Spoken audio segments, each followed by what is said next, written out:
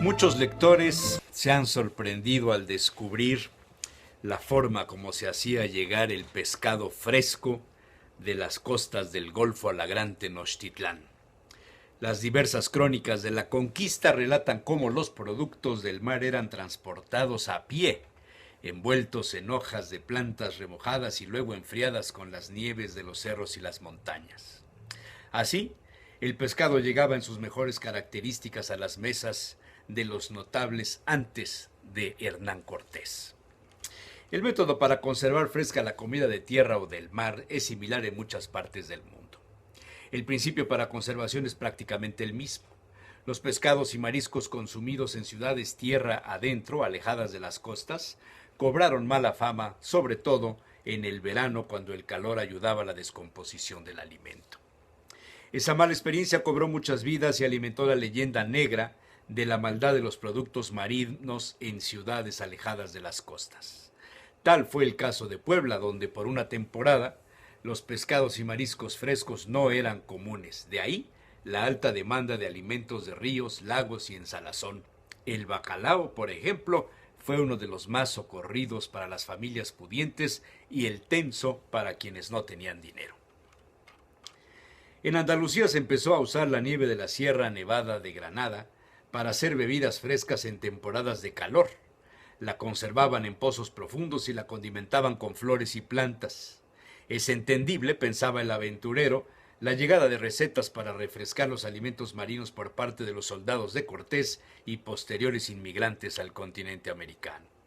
De ahí el interés del aventurero en localizar un viejo documento de principios del siglo XIX, donde se daba cuenta de las experiencias pormenorizadas, históricas y prácticas de las recomendaciones dadas a las familias poblanas para conservar el pescado y los mariscos. Y por suerte Salacaín lo encontró. Se llamaba pescado al pez posible de comer y con apariencia de ser comestible. Al resto se les denominaba pejes o peces. La lista de comentarios era larga y provocadora de poner en práctica. ¿Se imagina usted un pescado fresco conservado así por 6 meses? El documento así lo defendía. Los antiguos lograban hacerlo al meter el pescado en la nieve en el fondo de una vasija especial. También los egipcios solían conservarlo fresco. Ellos solían comer los animales marinos sin escamas. Los romanos, por ejemplo, compraban el pescado donde el vendedor estuviera parado, no sentado. La costumbre se hizo ley.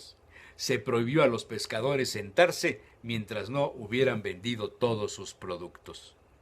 El documento había sido cotidiano entre las familias poblanas, pues constituía lo más avanzado en información para consumir pescados y mariscos y entre otros asuntos citaba: Montesquieu atribuye la gran población de la China al uso frecuente del pescado, y parece que la naturaleza ha indicado esta propiedad poniendo en cada uno de ellos tan grande cantidad de germen reproductor. Muchos sabios naturalistas se han divertido en contar los huevos de ciertas especies. Petit, Bloch y Leeuwenhoek han publicado cálculos muy curiosos. Una hembra de salmón de 20 libras de peso contenía 27.850 huevos. La de un sollo mediano, 148.000. Una tenca de 4 libras, 297.200 huevos. La hembra de un escombro, 546.681 huevos. Una carpa de 9 libras, 621.600.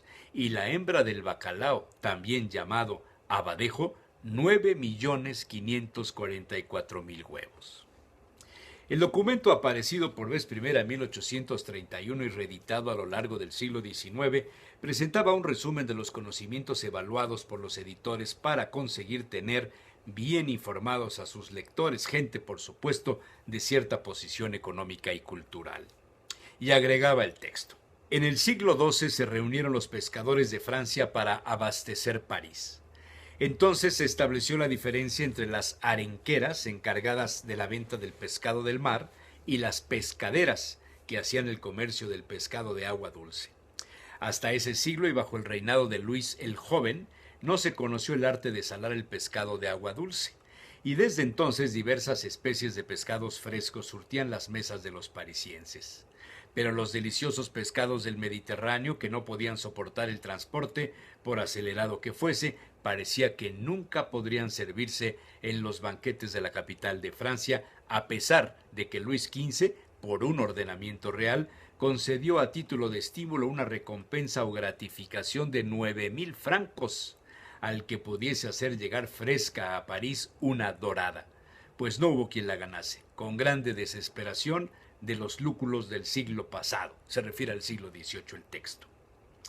Más adelante, en el documento, seguramente leído por muchas familias poblanas de la mitad del siglo XIX, explicaba las variedades de los pescados posibles de consumir. Hay pescado de mar y de agua dulce, y este último se subdivide en pescado de lago, de ciénega o de estanque y en pescado de río. El de estanque o lago es por lo común dañoso, porque vive en agua cenagosa o que no tiene corriente.